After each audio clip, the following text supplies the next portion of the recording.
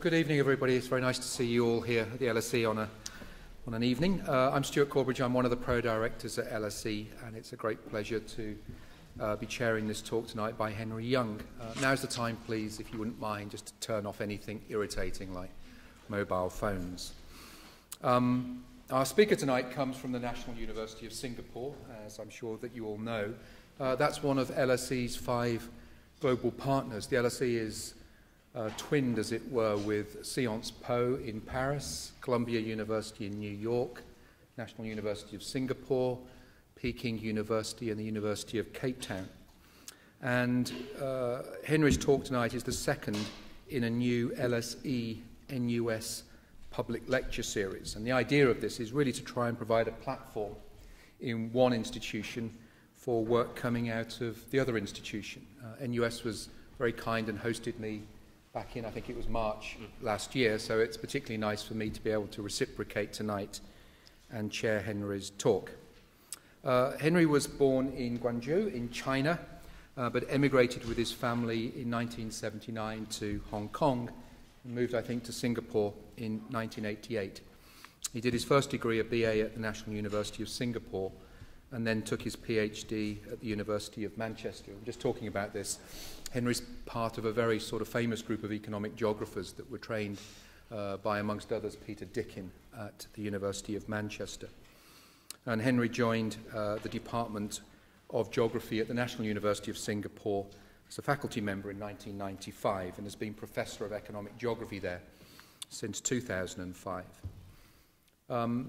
Most of you perhaps will know something about Henry's research interests. They're focused on the geography of transnational corporations, Asian firms and their overseas operations, and Chinese business networks in the Asia-Pacific region. He's conducted extensive research on Hong Kong firms in Southeast Asia, the regionalization of Singaporean companies, and the emergence of leading Asian firms in the global economy. I actually think that his work is amongst the most productive of all the economic geographers that I've read in recent years, if I can say that as a personal note. Professor Yeung is the business manager of the Singapore Journal of Tropical Geography. He also serves on far too many editorial boards, I would have thought. I don't know how you have time. But those include Environment and Planning A, Economic Geography and Review of International Political Economy, all top journals. And with Chris Olds, Henry is the author of a much-cited book on the globalization of Chinese business firms. So we're delighted that you're here with us tonight. I understand that you're in the UK for a few days. And Henry's going to be talking on From Regional to Global Players, the Emergence of Asian Firms in the Global Economy. Welcome. Thank you.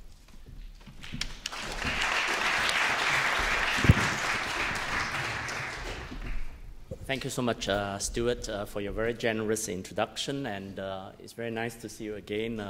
Last year when Stuart came to Singapore, I was the one chairing and on behalf of my department, so it's really nice to have you here. Again, it's my great honor to be here speaking to you. As you know, I mean, I grew up in Hong Kong, and speaking in the Hong Kong theater means something to me. And I remember when I left Hong Kong for my first degree, I dare not apply to the LSE Department of Geography because it was so famous, and you know, I ended up going to Singapore, which is slightly lesser in those days.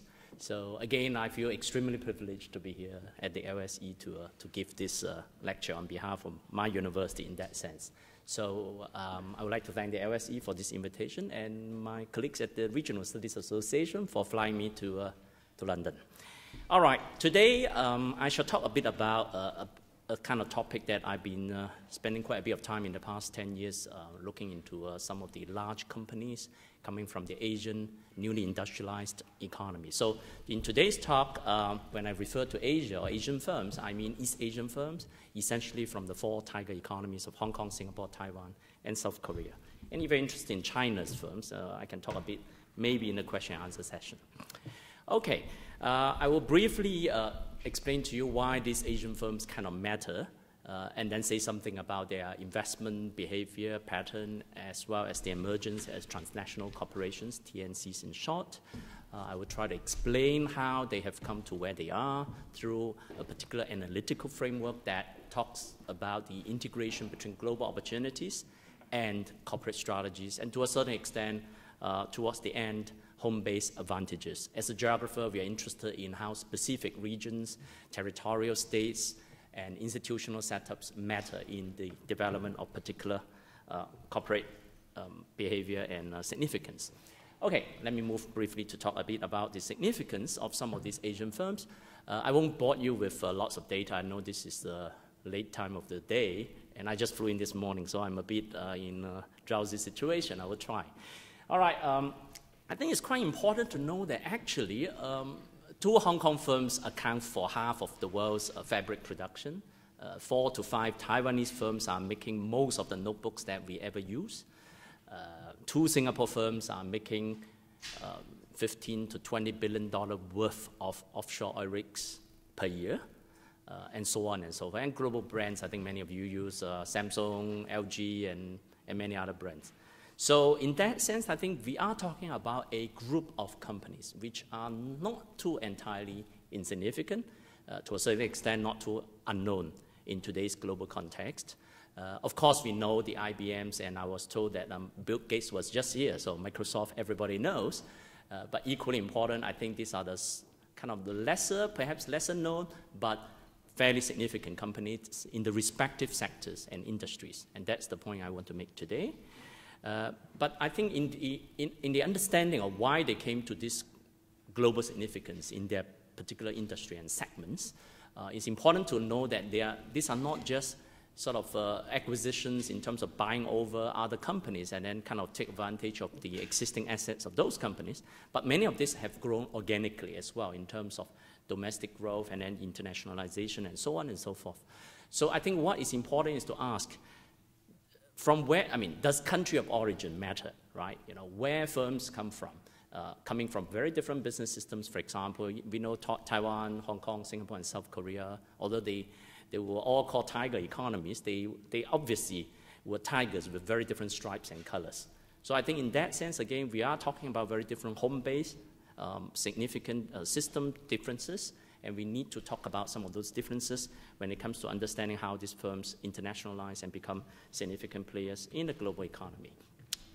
So again, another way to present some of these Asian firms and the significance is to look at some of the sectors in which they come to prominence.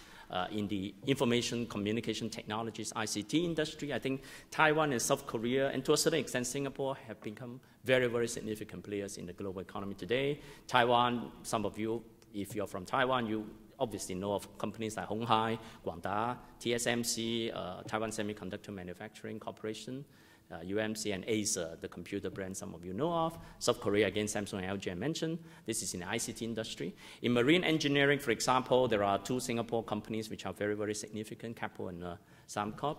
Transport, we talk about automobile manufacturers like Hyundai, the Singapore Airlines I flew last night or this morning, and so on and so forth. So I think these are quite big, and these are all multi-billion-dollar companies we are talking about. So the question is, who they are, what they do, and how do they become significant players in today's global economy. Since many of these industries are globally competitive, in other words, they are very significant incumbents in those industries, particularly in this part of the world, and how do then these companies make their way to that crowded situation? I'm a geographer, I got to show you a map to I suppose, self-justify. And if you're geographers here, so I suppose you know the reason I do this. Just to show you, I don't have a pointer, but just to say, okay, this is the pointer. I'm only talking about Taiwan, South Korea. Where's Hong Kong now? Oh, God, okay, Guangzhou. Hong Kong is somewhere there. What happened? We didn't put Hong Kong in. This is Hong Kong Theater. I see the big word there. Singapore, the little red dot is somewhere here. All right, so I'm not talking about China in this talk, and Japan for that matter. Of course, much has been written on the Japanese firms and their significance in the global economy, and I'm not going to go into specifics in this case about some of those. All right, so this is where we are coming from. Now, just give you some sense of the emergence of some of these economies in terms of firms investing abroad. Now, this is a figure coming from the United Nations World Investment Report. If you look at the figure 1980 to 2005, in the year 1980, among the developing countries, Brazil was the largest foreign investors, followed by Taiwan and a variety of other countries. If you see the top 10, Taiwan number 2, Singapore number 10, and there is no South Korea, there is no Hong Kong in that league table. This is 1980, all right? By 2005, if you see Hong Kong is a very big investor. Actually, Hong Kong has been a big investor since the 1990s. Actually, the day I started my PhD for some reason, looking at Hong Kong investment in Southeast Asia. If you look at today, again, Hong Kong, Singapore, Taiwan, South Korea, these are all big investors in the global economy. So again, we are talking about very significant outflows. These are not just recipients of foreign investments from developed countries, but they are also important investors in the global economy. Another ranking given by the UNCTAD of the United Nations Conference on Trade and Development give you a sense of within each of the sectors, the top 20 companies ranked by their revenue. These are 4 relatively small economies. We don't expect them to produce big mining companies like from Australia and so on. But if you look at automotive, you have Hyundai in the top 20. Again, chemical, LG, electronics, you have Samsung, Honghai here. Honghai is the one that makes many of the iPhones that you have. Petrol, not so much. Steel, to a certain extent, you have POSCO from South Korea. Banking, not much. Construction, not much. But again, these are large capital-intensive industries. But if you look at container shipping, there are many big shipping lines coming from the 4 tiger economies. Evergreen from South Korea. APL now is Singapore. Hanjin is from South Korea, I think. OCL is from Hong Kong. Yangming from Taiwan. And again, these are all either South Korea or Taiwan or Singapore shipping lines. So if you look at the top 20 shipping lines, plenty are from the 4 tiger economies. Apart from the fact that, of course, there is a lot of production going on, there is a lot of trade going on in many of those places. If you haven't seen your optician lately, this is the time to test your eyesight. All right, this is the more recent data, 2009, looking at the top 100 transnational corporations from developing countries. I would just briefly say a few words that if you look at some of the big companies, Hutchison Whampoa from Hong Kong, Samsung, Hyundai, LG, Singapore Telecom, Formosa Plastics, Honghai, and so on and so forth. So if you like, among the top 40 largest transnational corporations from developing economies of the world, we are talking about probably half coming from the newly industrialized economies of Taiwan, Hong Kong, Singapore, and South Korea. So again, these are relatively small economies, but significant producers of large-scale corporations. Now, that's the phenomenon I'm looking at today and trying to explain and account for it. In order to do so, I've developed and made use of research both done by myself and in collaboration with colleagues at the University of Manchester, a particular framework we call global production networks. So in that particular framework, we try to link economic activities, and in this case, corporate success, between domestic economies and global industries. The idea is that you cannot account for, if you like, corporate performance by just looking at corporate strategies, as in the management literature, international business studies, and so on. So for example, if you look at the top, typically we look at just corporate strategies. What have these firms done? And that's why they are successful or not. Yeah? So that's one approach.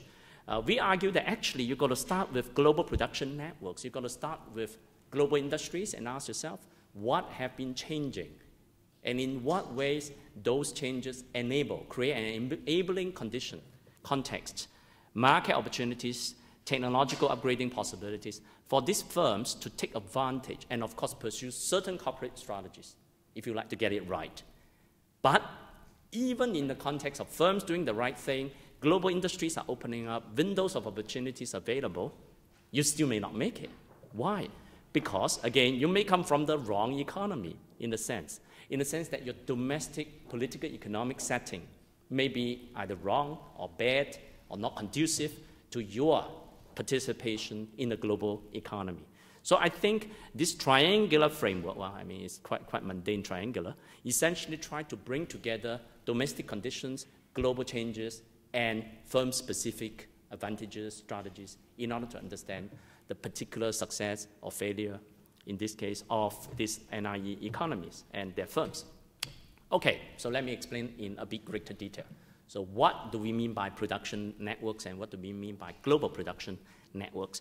Now, in the typical global production network, there will be lead firms, firms which are driving a particular production network. These are lead firms, and lead firms are typically from developed countries, whether from the UK or the US or Germany and so on, and Japan.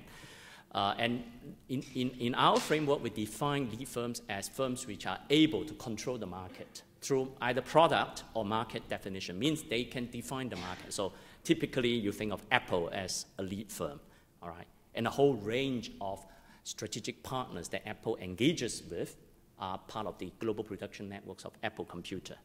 And in the electronics industry, we have various sorts of terminologies used to define some of those players in, if you like, the global production networks of Apple or HP or Microsoft, ranging from OEM, original equipment manufacturing, to original design manufacturing, to EMS, which is electronics manufacturing service, and many of these different modes of participation in GPNs, global production networks, enable some of these Asian firms to be the strategic partners. These are not just subcontractors that you typically think of, but they are very much key players together with the lead firms that enable the entire, well, some call value chain, to be both efficient, highly productive, and of course, as I will explain briefly here, time to market, extremely important. So what drive these global production networks? What are the key imperatives that enable windows of opportunities to be created?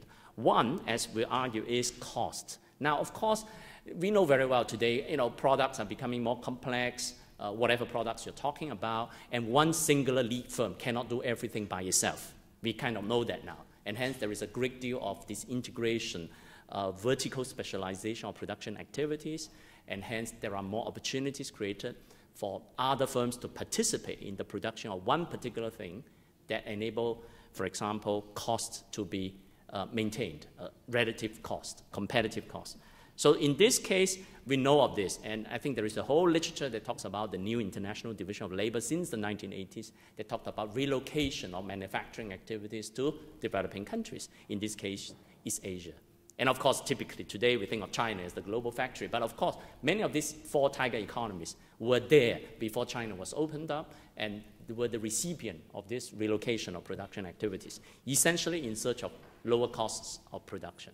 So this particular spatial fix is something that we kind of know very well. I mean, typically you think of this as a cost-driven relocation of activities. But I will argue in today's context, cheaper production cost is only one small fragment of the real competitive edge that many of the lead firms enjoy. The other two are equally, if not more important. One is flexibility, the other is to do a time to market. Why? Because I think increasingly, firms are no longer producing massive quantity of the same product, but a much greater variety of products, and hence flexibility in production systems, production value chains become very important. And this is where many of these Asian partners that you will learn about later are important because they're able to cater to this demand for flexibility among the lead firms. And hence they provide what is called the organizational fix. In other words, it helps lead firms to fix its organizational imperatives that require greater variety of production activities. Speed, I think that's quite fairly expected. Technology changes very fast. Time to market is one of the key competitive advantages today. In other words, if you're slower than, well, if you think of iPad, right? If iPad is launched 6 months later than the very beginning, then Apple may or may not have made it, for example. So I think time to market is extremely important in today's context. Again, you need partners, manufacturing partners, who can provide this kind of time and flexibility to enable you to compete. So this is what a typical global production networks look like, drawing upon the work done by our colleagues at the University of Manchester. There are 4 regions, A, B, C, and D. All right, this is a stylized example, but essentially give you an idea that, again, different regions are interconnected through this kind of invisible production networks that bring firms together. All right. I won't go into details about like labor union and so on, but just give you a sense of how complexity in this kind of production activities is pervasive in today's global economy. In that sense, firms in Asia have a good chance to plug into some of these global production networks. This is what it will actually look like in terms of actual practice. I'm not torn apart my own iPhone 4, so we use a 3G to demonstrate this. If you look at Asian partners in this particular situation, you have Samsung, all right, doing processor and RAM chip. And again, in the case of iPhone 4, it's the same. And the assembler is Honghai, or in China, it's called Foxconn, the factory in Shenzhen, and some of you will know of. Again, assembly this. So it's designed in California, bringing together a variety of part player. Infineon was the spin-off of Siemens, Germany. Again, you have Toshiba, and so on and so forth. So in just typical one of these examples, there are plenty of other examples we can look at, but you will see a whole variety of firms and players involved in this particular industry. So this is what a GPN typically look like. Okay, so how do some of these firms from some of these Asian economies get involved in these global production networks? There are three factors which I think are important that drive this articulation of Asian firms in the global economy.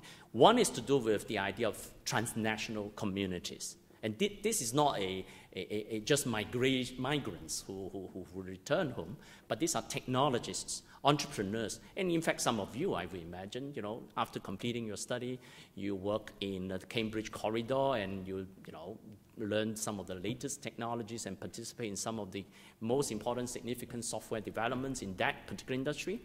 And after whatever, 5, 10 years, you come back to Asia, set up your own shop. So you become part of this, what Anne Saxenian call a brain circulation. So brain circulating in the global economy. And in her work, she looked primarily at the Silicon Valley and Taiwan Hsinchu Industrial Park. The brain circulating between Silicon Valley and Taiwan, which in turn provide important impetus to the emergence of the ICT industry in Taiwan. Again, we can use the same example to talk about in Singapore case. We have the similar kind of brain circulation going on. Asians who go abroad, study, settle down, work, gain experience, business and technology-wise, return to Asia, and then continue to circulate on a kind of regular basis in the different communities. So this is a very important factor.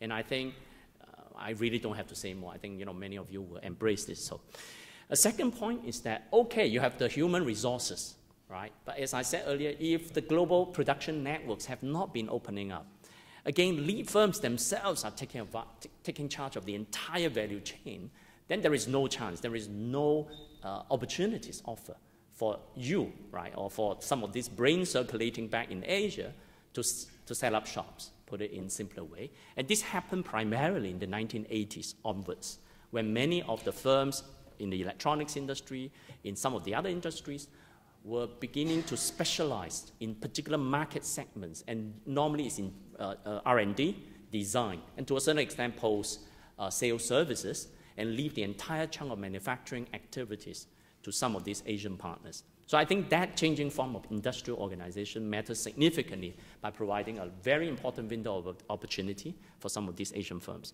And of course, a final factor is something that not all four share.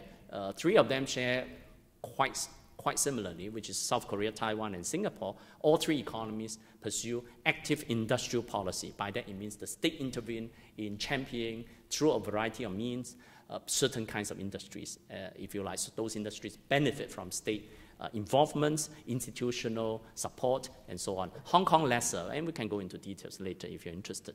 So again, some of these initiatives matter very much in promoting how some of these Asian firms plug into the global economy. Okay, so let me show you with some examples, all right, how some of these Asian firms are able to embed themselves in global production networks. In so doing, create a niche for themselves by specializing in certain parts of the activities. So again, in ICT industry with Taiwan, Singapore, and South Korea, each producing a range of very important companies. In marine and aerospace engineering, Singapore, South Korea, and China are very significant players today. Again, there are some rare cases, but relatively rare, that some of these Asian economies are producing lead firms by themselves. So Samsung, for example, is the lead firm by itself today. It's not fair to say Samsung is just a supplier, right? Samsung may be a supplier to Apple in terms of the RAM chip, but Samsung is world #1 leader in a couple of major products and industries, in RAM chip making, in LCD production, and so on and so forth. And of course, there are other industries, not just ICT and manufacturing. Give you an example, again, some of these companies, again, I talked about earlier, Foxconn, which is Hong High Precision in its original name in Taiwan. And this is the damn large company. This is not a small-scale company, you know, paying subservience to Apple computer only. I mean, this is a company with $66 billion turnover, all right, which is very near to HP today, with a market capitalization of $37 billion. It's not 37 million, but 37 billion. So it's a gigantic company. And it's the world's largest electronics manufacturing service provider, EMS. And of course, if you talk about employment, we know it hires few 100,000 people in Shenzhen, and that is gigantic. And in Singapore, we have a little company which is also top 10 in the electronics manufacturing service provider, which plays a significant role with partnership with Hewlett-Packard, because the founder himself used to be the managing director of HP Singapore and Malaysia. And he happens to be also the chairman of my university's board of trustees, means my big boss, yeah? So I know this company quite well because of that. And it makes most of the printers for HP, the printers you use. HP brand, and is essentially made by Venture Corp. And of course, Guangda Computer makes my own Macintosh, and most of the Macintosh notebooks will be made by Guangda. Guangda, they're now in Shanghai and shipped to you directly whenever you buy a notebook online with apple.com. It's a very large company, again, the world's largest notebook manufacturer. Compare, which is a similar competitor, and just a table to give you a sense of, again, 3 or 4 of them dominate, all right, the notebook production. And of course, they serve a variety of clients, as you can tell, all right, not just leading ones, you know, but also they themselves. So Acer, for example, spun off its own manufacturing arm into what's called Vistron, which in turn serves Dell, all right, its competitor, if you like, and Lenovo. So Acer is a very interesting example of, in itself, spinning off its manufacturing. So Acer focuses on brand development, and again, very much the same thing that many of these lead firms are doing. This is just one example, again, electronics.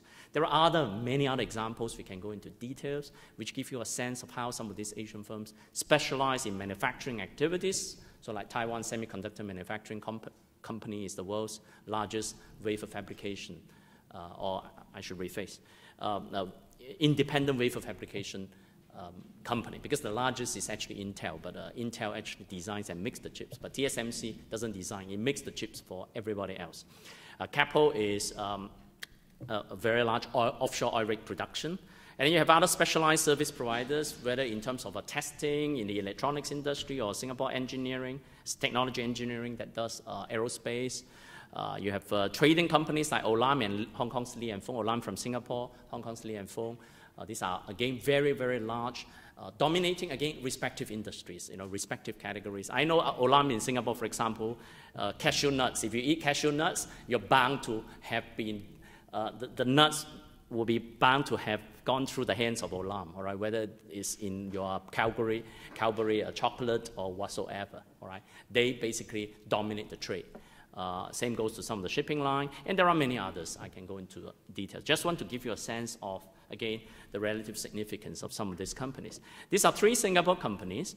2 are in the offshore oil rig business, plus other things, but they are the world's largest offshore oil rig production companies, and they partner with major oil companies and offshore exploration firms as well, and so on. This will be the kind of offshore oil rigs we are talking about, each one costing about $500 million. So the expertise of these 2 companies was recognized, if you remember, the BP oil spill in the Gulf of Mexico, because as you remember, one of the rig exploded. It wasn't made by one of them, thank God. So made by somebody else I shall not name, but as far as I know, Sembcorp was asked to help to salvage the situation. So Sembcorp was the one that went in to drill further in order to stop the spill of underground oil. So again, these are very interesting examples of showing you, again, unknown, not so well-known brands, but again, firms that people in the industry will be familiar with. And there are, of course, other brand names, and these are ones that you must have heard of, or else you can't be living in London, yeah? So you have computer companies, you have automobile, you have hotel groups, airlines, even tea companies now. These are acquired entities by some of the Asian firms. So I think I've said enough about some of these firms. And of course, I'm painting more or less a more rosy picture. There are some of them which don't do well, which falter along the way, which, again, we can go into greater details, as you know, the level of abstraction.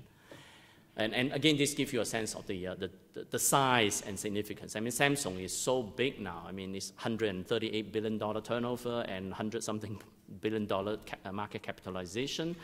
Even if you look at Hyundai, I mean, presumably, I mean, it's $82 billion sales, which is not too bad compared to General Motors, which is 135, right? So Hyundai is at least, you know, over half of GM's size. But in terms of market cap, Hyundai has greater market cap, I mean, has not too far in terms of market capitalization. In other words, how much worth is the company? The same goes to various kinds of companies.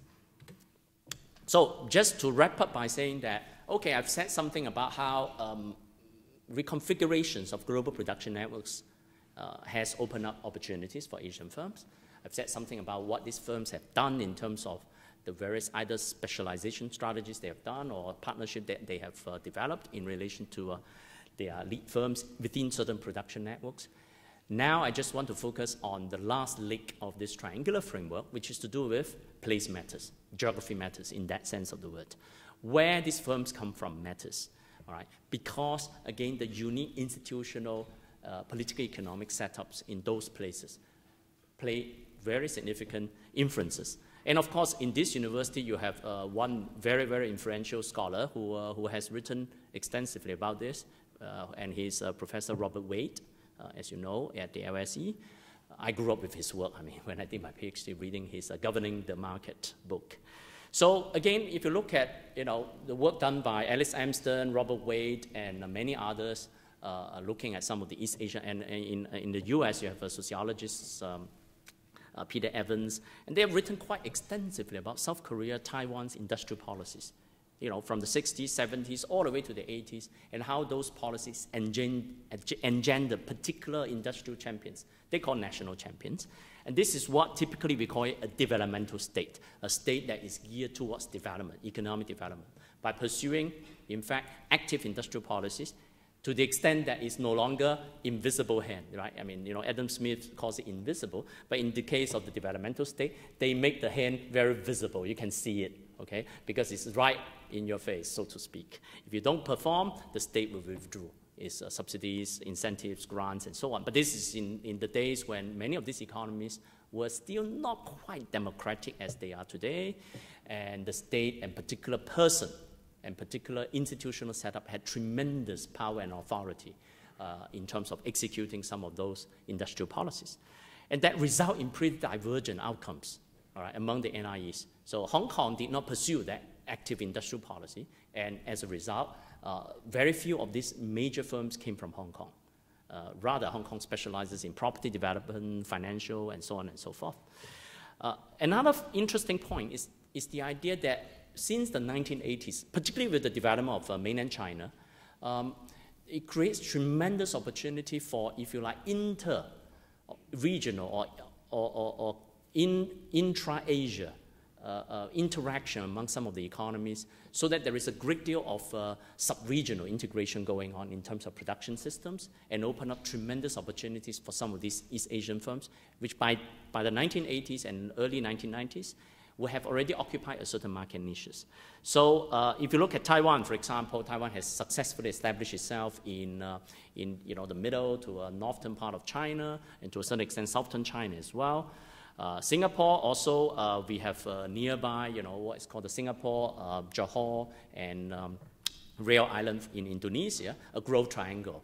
Again, some of these external economies which play a role in, again, creating and sustaining the competitive advantages of some of these Asian firms in terms of costs, again, efficiency, and so on. So this is the kind of unique advantage and situation that some of these Asian firms benefit from. Finally, I just want to say something about the organizational aspects of some of these Asian firms. Again, this comes out of my own interest in studying what's called ethnic Chinese family business. Quite a large number of these firms, even Korean firms, were family businesses. Family businesses, we know, yes, have some problems and advantages. I'm sure some of you are sent here by your family members, right? By your father or your uncle or whatever to do your study, and one day go back to serve the family firm, right? Okay. So we have family firms which go wrong after 3 generations or even 2nd generation, right?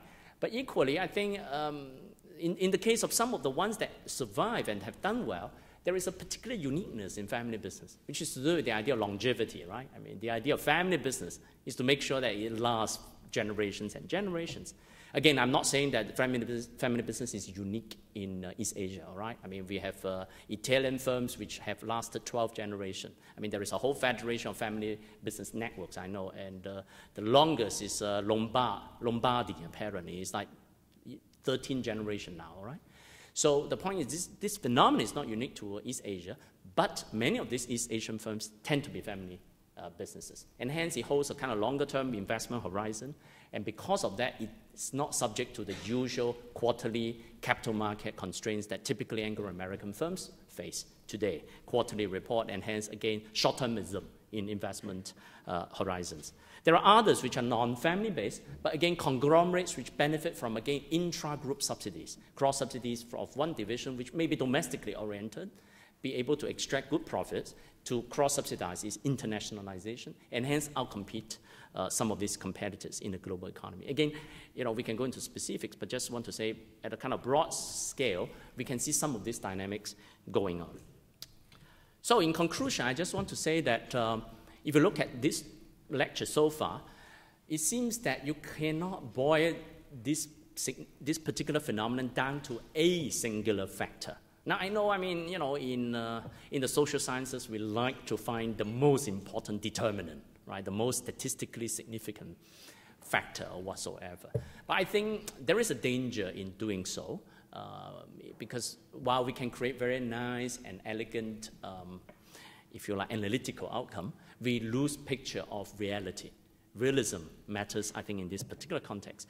And in terms of this particular phenomenon I'm looking at, I think the kind of interactive effects of global production networks, corporate strategies, and home-based advantages, all right, these 3 sort of blocks of factors, I think it is much more interesting. And if you situate it within a particular historical and geographical context, will give you a much better analytical grip on the phenomenon. And I think that's the kind of theoretical implication I want to push in today's context. Going back, there are important implications in terms of policy and for business and government institutions. I think one is to do with, well, it's important for, and as well as for other developing countries, it's important to identify and locate some of these windows of opportunities. And hence, it's important not to just pursue industrial policy blindly, but to see what sort of global industries are opening up and creating opportunities. In so doing, hit it at the right time, and timing is important. Second is to build up competencies. Many of these East Asian firms wouldn't have made it if it did not have the technological and or organizational competencies. I think that is a very important factor. And many of the times, of course, when business is good, you just keep doing it. You just keep growing without, again, consolidation, thinking of the competencies that you have to take the firm to the next lap. So in that sense, I think, again, it's important for particular business communities to think of the competencies and capabilities when they try to compete in the global economy. And of course, finally, the entrepreneurs are very important. The kind of vision that some of these entrepreneurs have in going beyond their domestic setting, beyond the kind of comfortable, sometimes protected domestic market will be very, very useful for the firm's long-term growth.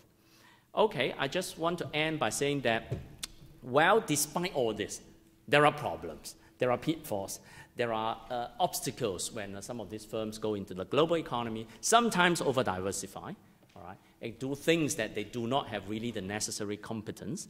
And for example, in unrelated businesses, sometimes there are opportunities that arise because of friends, and some of these firms just go into it and burn their fingers, essentially. So I think the real danger of over-diversification tend to occur to some of the family conglomerates we know of. Second is the idea that some of these firms may not be too familiar and aware of the very market position that they are in. Sometimes they may be locked into particular market trajectory that will be eventually going out of the market. So, and for example, some of these Asian firms may be locked into a particular supply position to, if you like, global value chains, global production networks that they are essentially going downhill, so to speak. And finally, there are significant political risks and national sentiments in certain sectors that make it really difficult for some of these Asian firms. I mean, I know of, for example, in Singapore, we try to acquire banks and some other regulated sectors in our neighboring countries in Southeast Asia face tremendous political obstacles for obvious reasons. Again, the idea of little red dot invading their countries. So I think the problem here is that some of these political risks and national sentiments must be taken into account with regard to the global expansion of some of these Asian firms. So I think if you look at this talk so far, I tried to explain how some of these Asian firms emerge in the global economy by trying to see how they have become strategically coupled into specific global production networks. But I think I want to end the talk by saying that, well, I mean, broadening beyond some of these four economies, again, bearing in mind these are small, relatively small economies. There are new state powers emerging in Asia. This is where China, India, as well as some of the economies in Southeast Asia are emerging. And this is the kind of new challenge to this particular map of Asian firms that we can look at. One is, of course, to do with the massive investments in human capital and R&D in again, the bigger countries, the BRICS and the like.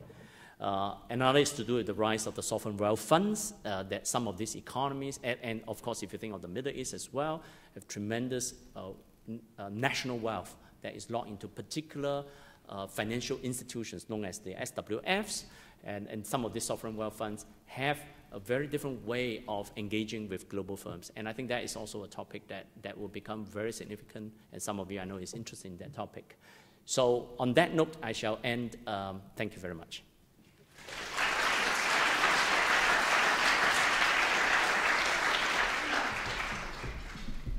Thank you, Henry. So we're just going to take questions. See how many hands come up, and we'll take them either in ones or in groups. Lady at the back. Have we got microphones?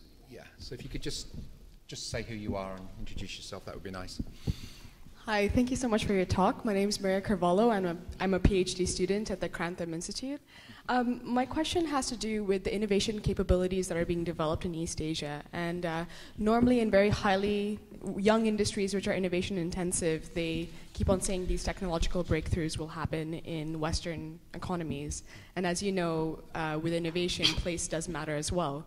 But there are, especially I'm looking at the renewable energy industry, and there are certain East Asian firms which are becoming leaders also in the innovation side. How has industrial policy or different capabilities being developed in East Asia to help these firms become innovation leaders? Thank you. Perhaps take one more.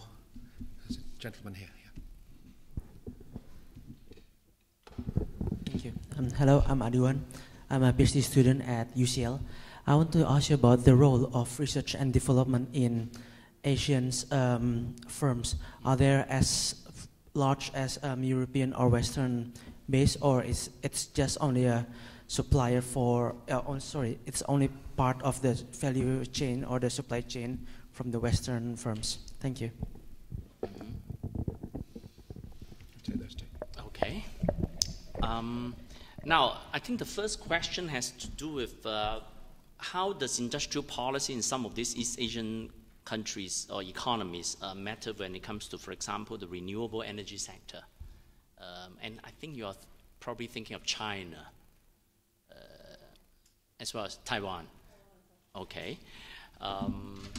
Now, I'm not too familiar with the industry. I know China is putting a lot of resources into renewable energy, and for example, in wind turbine manufacturing is already. I was in the Basque Country recently in Spain. I know they are also very big in this technologically, but size-wise, China is coming up very quickly. And in these kind of industries whereby the return is not immediate, but capital investment is big, the role of the state matter a lot.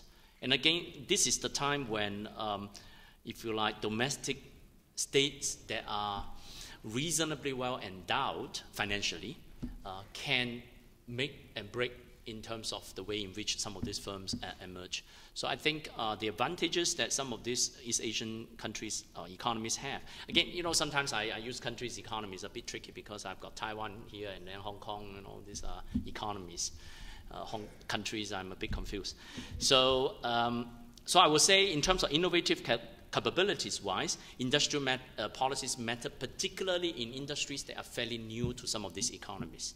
All right, for example, in the electronics industries today, industrial policy is not going to matter already, because I think in many of these economies, it seems to me that the leading firms in the ICT industries are themselves global players. They do not need the home governments to tell them what to do. They don't even need them to provide finance, because they've got more than enough finance in terms of accessing to London and New York to place their shares and bonds.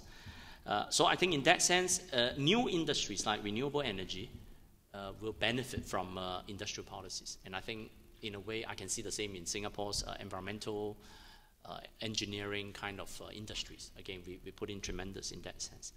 The second question from our visitor at UCL is to do with the size of some of these Asian firms. Are they playing subservient role to European firms in the same sector, for example? Now, again, the tricky thing is that, you know, again, we can't brand all European firms as European firms. European firms have tremendous differences. British firms and Swedish firms and German firms operate very differently. There is a huge literature about different business systems, or we call it variety of capitalism literature, that says and tells very distinctive stories about the relationship between some of these presumably European firms and their home capital markets, home banking system, and home political institutions. So in that sense, I think, first of all, I will deconstruct what European firms mean. Second, to say, yes, there are, of course, some very large European firms in certain industries. So Siemens is very large. It covers a variety of industries. But Siemens is no longer very interested nor very competitive in the ICT industry. It just can't really compete in the longer run. It has to exit some of these industries. But Siemens is making the trains. We can't really make trains very well, all right? China is trying, but as you know, it's not easy, all right? Making high-speed trains. Siemens can do this job very well. And in Britain, again, you have some of the leading world's companies in many fields. So I think, if you like, the world is big enough for many different kinds of firms, and I do not really see European companies as particularly dominating in all industries, nor American firms, for example. But I think, and mind you, I've not even talked about Japanese firms. And Japanese firms in some of the sectors are extremely competitive and dominating in the global economy. So. Yeah, there's a gentleman at the back and then a lady there, I think. I don't see anybody right that side. Toby Chambers, WeCare Foundation.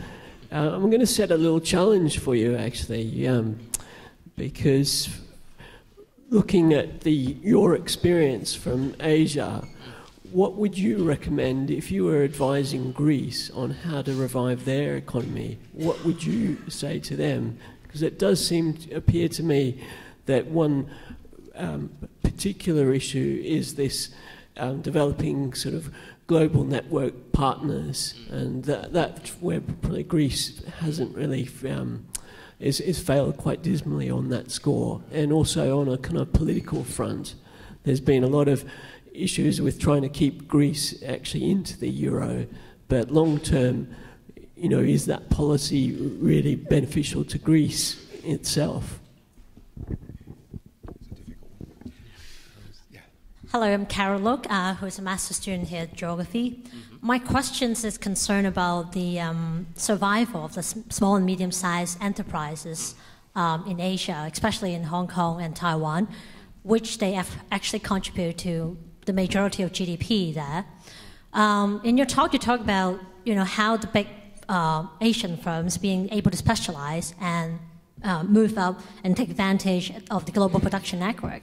But how about those small SMEs firms in Asia, which lack the capital to invest in R&D and which lack the capitals to invest in technology, and they remain themselves at a very lower part in the global value chain? So I'm just wondering, what's your view on the survival of these SME firms in Asia? Thank you very much. Thank you. both questions are to do with, if you like, economic advice. All right, I should set up a consultancy company maybe. But we geographers don't generally do it, except Richard Florida and so on. Okay, the first question is to do with advice to Greece. And I mean, I don't really know too much about Greece. I know it's facing tremendous challenges right now. But I think the general story I can relate to is to say that, first of all, don't give up manufacturing. But it's a bit late because even Britain has given up quite a bit of manufacturing. Because once you have given up, the skills, the assets are going to be very hard to be redeveloped. So I think that, again, I have no big idea about the transformation of the Greek economy over the past, say, 50 years. Yeah.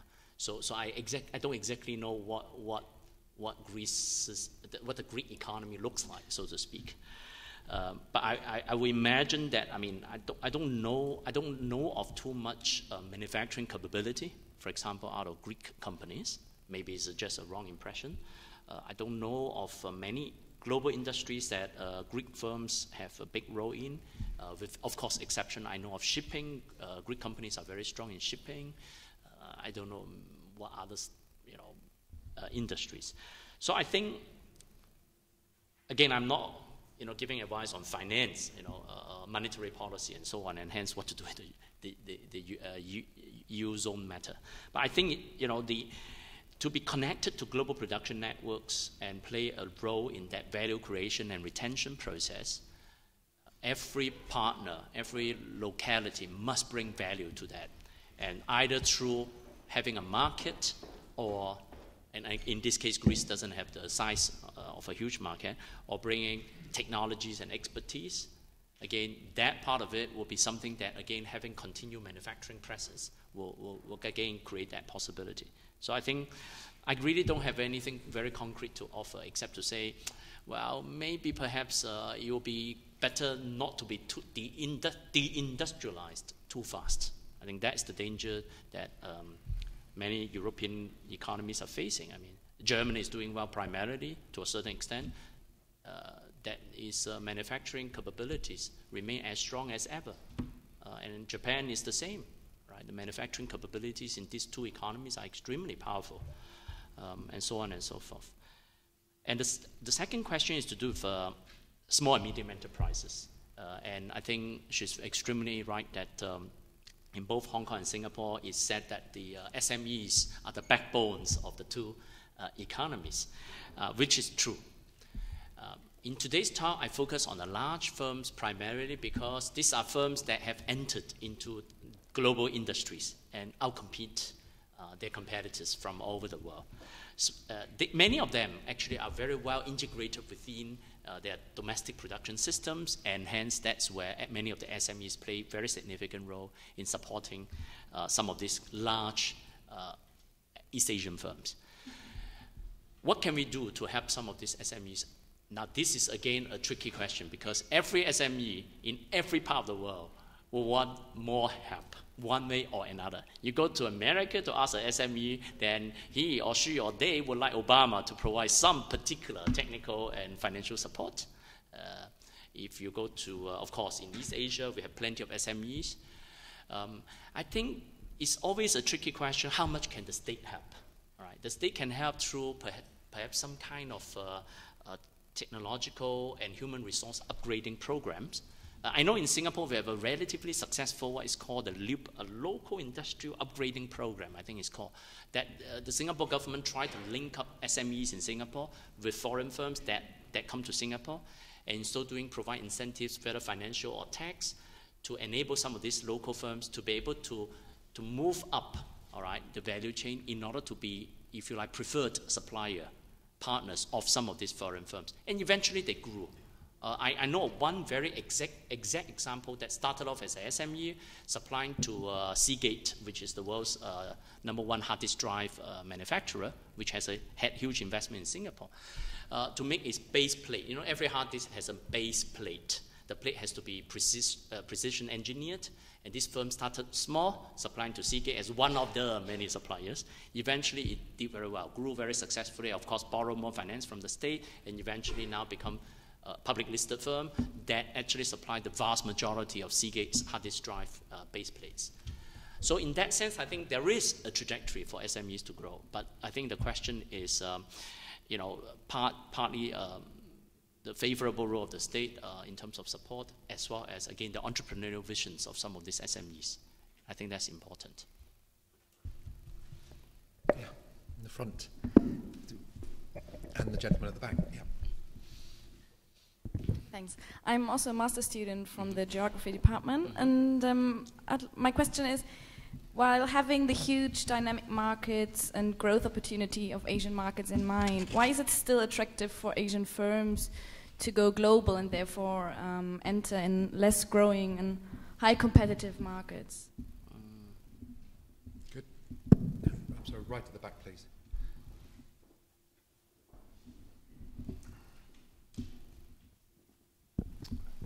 Hello, thank you.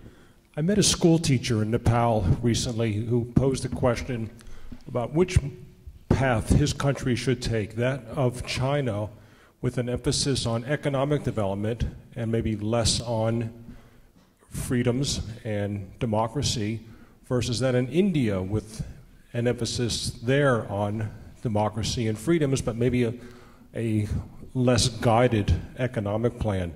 Which would you advise for countries such as Nepal and other developing nations at that level? Right. Yeah, interesting. Again, both questions now come back to the more macro issues. Let me start with the first that talks about the presumably large markets in Asia, and hence why do these firms need to plug themselves in the global production networks? I think actually the large markets in Asia, we are really referring to consumer markets. But as we know, many of this need for consumer products will be met by lead firms in global industries. And hence, today, it actually doesn't matter, how do I put it? It doesn't matter where the actual market is, but the competitive position of a particular firm in that particular global industry. So the market can be served by having production within Asia, but it doesn't mean that any of those firms belong to Asian firms or bosses. It could be entirely foreign, for the same argument. And that would be a problem. And the reverse could also be true, right? All consumer needs in America, let's say, fulfilled by a world factory in China. But all those factories are owned by American firms. And that will be equally problematic, right? Because you will ask, why don't they make everything in America since the market is in America? So the point today is that in an era of global production, it really, to me, it doesn't quite matter where the market is. As long as firms have competitive positions, strong competitive positions, they will operate and do well wherever the market is. So even though, presumably, Asian market seems to be bigger now, actually it's mainly because, as you know, the European market, North American markets are saturated. But it doesn't mean it's small, right? I think there is a misnomer in this context that we always think of China, okay, billions of people, everybody buy one, you are done. But then, not everybody will buy one, first of all. Secondly, not everybody can afford to buy one. Whereas in America, you have hundreds of millions, all right, who can buy, and they probably will buy, all right, particularly in the days of easy credits. So the point is, I think the sense of consumers' market size, and here, of course, I'm also talking about, by the way, intermediate product and service providers. So they are not making the final product necessarily. Sometimes they are supplying to something and play a very important role, and that in turn leads to something else. The next question that deals with economic growth versus freedom, so to speak. Which should come first, and what sort of choices should states make? Well, as we know, I come from an economy that chose restriction but good economic growth for a long period of time until fairly recently, okay? So, which is Singapore. And I think there are always pros and cons, right? We only know after it has happened, right? So we can have, of course, the Philippines, for example, another good example, pretty democratic since Marcos days, but the economy hasn't been moving very well. India, some might say, is another example vis-a-vis China. But what if China goes wrong, right? What if China actually goes wrong in the next 5 years? Do you know what will happen? I don't know what will happen. It's too big a case, so to speak. So I think, every country has its own, if you like, historical trajectory. It's very hard to say which is necessarily better, because the better can only be known as an after effect. So we in social science typically study backwards, right? Something has happened, like I've just explained something backwards. I can't tell you what will happen in the next 10 years, except certain part of social science, which is predictive. But I'm not into that part of the predictive part. I can only say that the choice is really in the particular polity, means the particular citizens, the particular ruling coalition and political entities in that particular countries. Foreign, our advice can only be giving different cases of possible trajectories and how some of this can be mixed in a way that it may work. But again, it's a kind of go a little, kind of Deng Xiaoping style, talk about move two steps ahead and then one step backwards in order to kind of, not go overboard. So I don't see, it will work again today, for example. Another China can work. So Indonesia, for example, is a lot more democratic today. But then again, because of that, I would say it's not necessarily because of that, but the economic trajectory is not the same as China. I think that's quite clear. Yes, we've got two questions here. My name is Michael, and I'm a third-year student studying business and marketing at Middlesex University. I just wanted to ask, what role does marketing play in Asian firms as compared to UK firms? Is it as prominent as it is in UK firms in Asia? Just right behind you. Hi, I'm Henshin from Geography Department here at the LSE. Because you mentioned Samsung, one thing I'm also aware of regarding Samsung company is it's very big and very big global player, but at the same time, it's known for, well, not very well to outside world, but within Korea, it's known for very oppressive policy in regard towards trade unions. So it's one of the big companies in South Korea where the progressive trade union movement is simply not allowed by company policy. So I wonder whether in your survey of these big companies from East Asia, whether you identify any common, maybe common aspect in terms of the trade union policy or labor policy. Okay. The region. Thank you. Right. The first question is to do with role of marketing in Asian firms. I think the idea of marketing was not really well known among Asian firms until really perhaps the past 15-ish, 20 years. Before that, of course, first of all, before that, many of these economies were very much developing, kind of still industrializing. So making a living was the first step. And hence the idea of marketing, developing brands came much later. So it's really, the past 10 years, many of these firms talk about the worth and value of their brands. So if you think of Samsung, again, okay, so it ties to the question number 2. The marketing side, Samsung has done very well now today in Taiwan. Taiwan has a sort of a famous, international brand program. The government tried to invest in helping some of the firms to develop global brands. So I think this idea of marketing and branding becomes very significant in the past 10 years. Primarily, again, with the same idea that once you have grown to be very competent in certain part of the market segment, you want to take over the role as lead firms. Lead firms are the firms that decide, right, markets and products, and hence they control the brands as well. But of course, brands, once developed, will be hard to be forgiven. So everybody knows Coca-Cola today. But Coca-Cola take long time invested tremendously. McDonald's is the same. So you can't have an Asian burger chain that is going to outrun McDonald's in terms of branding. But on the other hand, there could be new possibilities, new industries we're talking about, or acquisition of existing brands. So there are existing brands that have been now acquired by some of the Asian firms. So I think I would say these firms from Asia are playing much greater emphasis on marketing and branding today. And I think that's going to help in terms of their global dominance eventually. The question from Hyun is about Samsung, as well as actually Hyundai and some of the other large Korean, known as Korean chaebols, means conglomerates. Yes, we know that. I don't particularly study labor practices, but I do know that there is a lot of critique. I mean, our friends in South Korea, labor geographers and so on, have made significant critiques about some of the labor practices.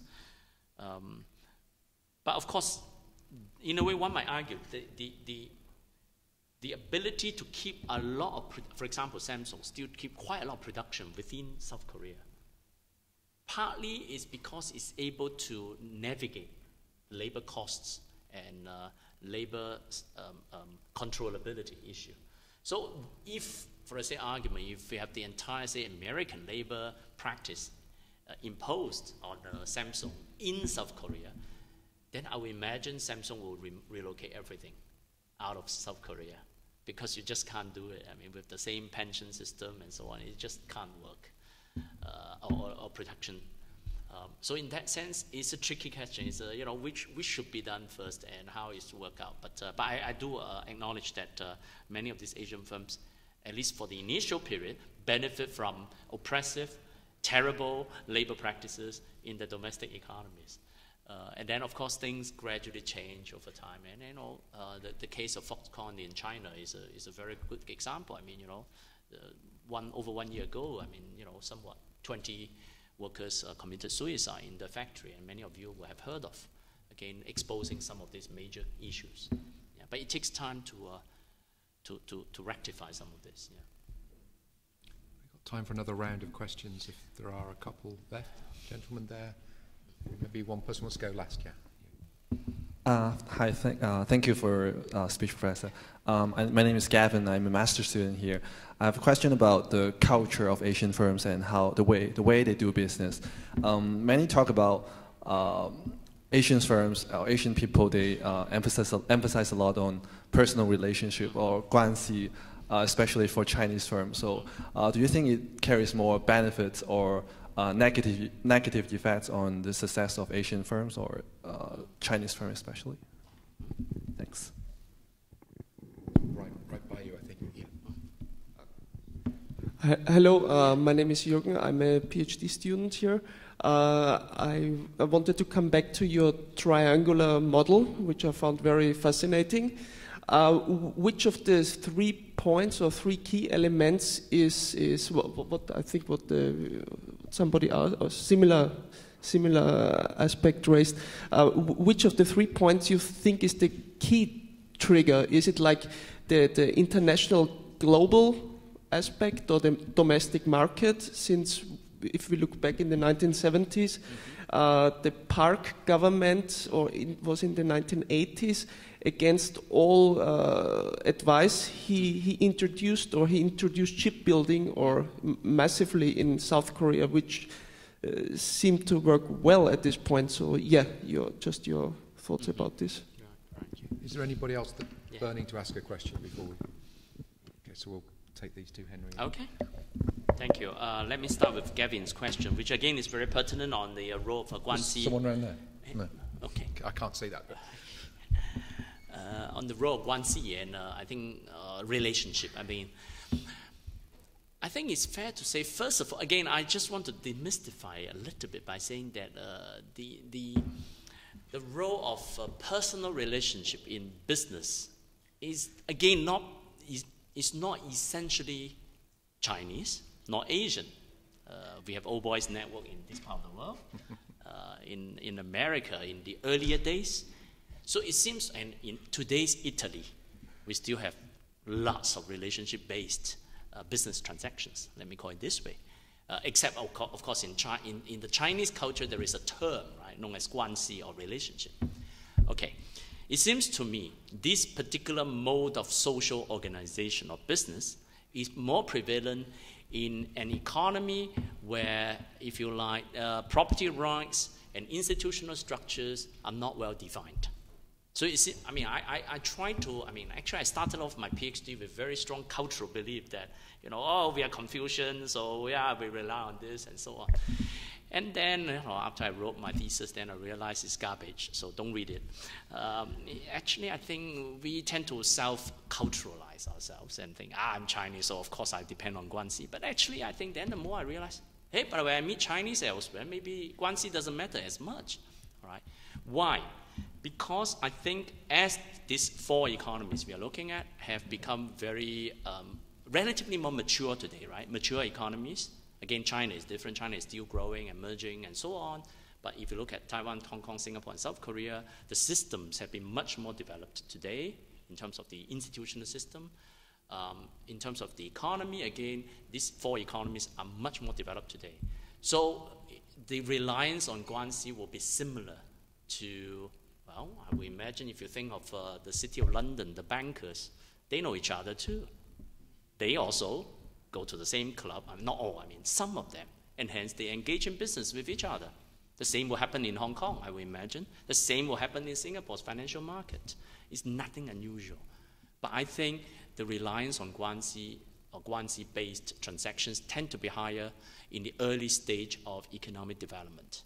And that happens to China today because, again, it's early, institutional structures not well defined, property rights are still not too well defined, and again, politics matter. So once you have all this opaqueness built into a business system, then the it's a question of information asymmetry. So again, you deal with people you know, precisely because the environment is so uncertain and opaque. But once the environment becomes more accessible, clearer, and more established, then the reliance on guanxi and relationship will be lower. Now, that brings to the next question. How would they account for the success or failure of some of these East Asian firms? I would argue that the reliance on guanxi may help some of these East Asian firms in the earlier days, and go back to Jürgen's question, particularly in the days when the Prime Minister and the presidents were intervening directly.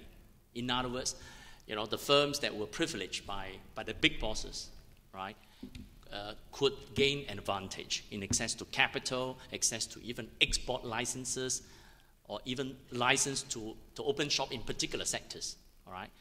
However, today, this is not going to work. First of all, those politicians are fairly elected in most cases, so they can't really go into this in the way that Park Chung-hee could have done it in his time in Korea, or the same during Kuomintang day, well, still Kuomintang today in Taiwan, but in the early days of Chiang's era of Taiwan, and in Singapore case is again quite different. So I would say today the reliance on guanxi will not really help some of these East Asian firms anymore, actually, because today is the technological competency, the organizational capabilities, and so on that help some of these firms to become strategic partners of global firms. And the less they are guanxi-based, the more likely that they have to compete on the real stuff. And hence, if they could do it, they would do it well. So I think reliance on guanxi can only help you so much. Beyond a certain level, particularly once you go out of your domestic setting. And this is why I will argue that, you know, for example, some of the mainland Chinese firms, we say they're big, they're doing well, but once they go out of China, can they compete? If they are so guanxi-based, once they go out of China, they can't compete because guanxi matters differently. Once you go out of China, a different kind of guanxi is required, if you like. And hence, going back to finally Jürgen's question about which of the three in the triangular framework is the key trigger. I think if you look at it historically, I will say is the domestic economy that was the first trigger. That if you like, if the domestic, essentially the developmental state did not pursue the right policies, many of these firms wouldn't have their initial impetus. You know, if you like, you didn't have the right parents, put it that way, then you have a problem. You have no chance to come to the LSE, no matter how great the university want to globalize, internationalize, right? If your parents didn't make it, you have no chance, unless you give them a scholarship, so to speak. That's the window of opportunity, right? But then you must be willing to do it. Instead of going Harvard, you come to LSE. Or instead of going NUS, you come to LSE, right? So you got the right home context, you got a scholarship and the acceptance. I didn't get the acceptance. I dare not apply in my time. And then you make a choice, strategic choice, coming to the LSE, right? So I think home matters first, followed by the window of opportunity. You are the last. You have to make that final choice. So if you have to force me to come to one factor, so thank you.